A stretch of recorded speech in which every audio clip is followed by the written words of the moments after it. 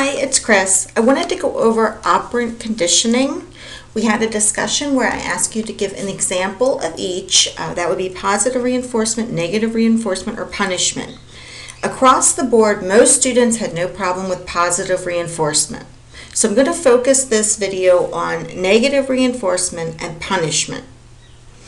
Punishment is when you give somebody something they don't like or you take away something that they do like. It might seem a little bit confusing, but all you need to do is pay attention to the end result. If the target behavior decreases, then you know it was punishment. It doesn't matter whether or not you think it would be punishment. For example, yelling at a toddler. You would think that's punishment, right?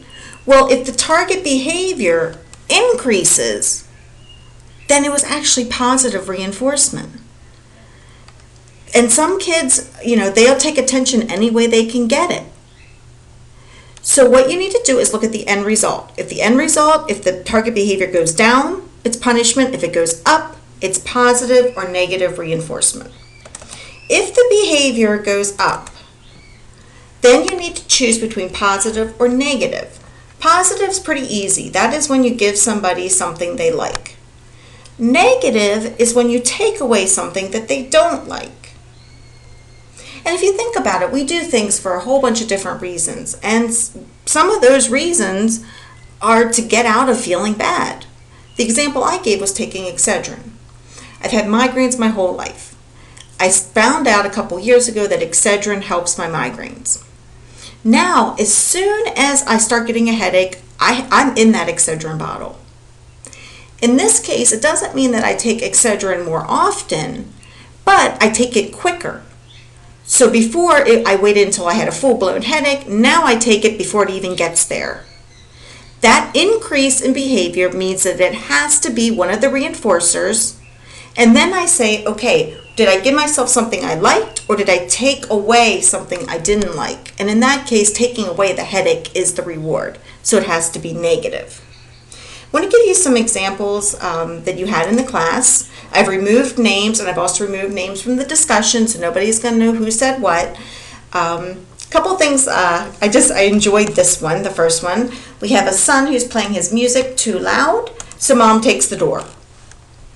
Sure enough, the behavior decreases, the target behavior being him playing his music too loud, and that was an effective punishment. Negative reinforcement. And I like this one because this is how I feel right now. My neck and back are sore and stiff.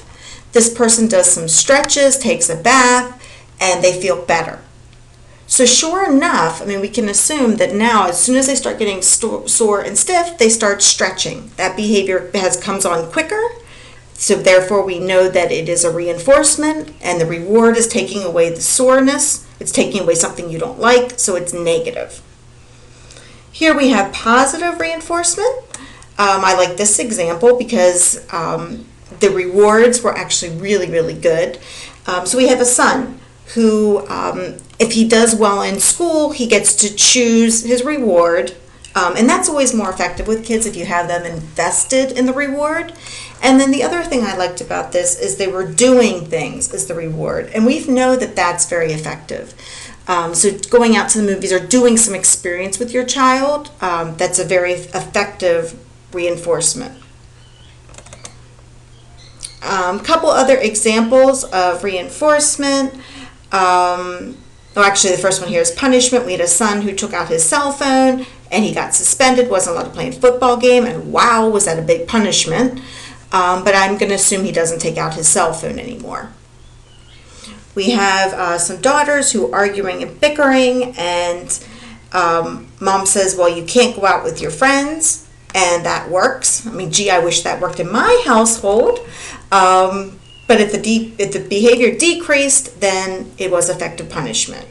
And here we have somebody wearing 4-inch heels, which I cannot imagine doing, but you go, girl. Her feet hurt. She got home. She took them off. And sure enough, I bet after a while, when your feet hurt, you start taking them off maybe under the table or, where you can, you take it off to feel better. So next video, I'm going to talk about some examples that we had a hard time with.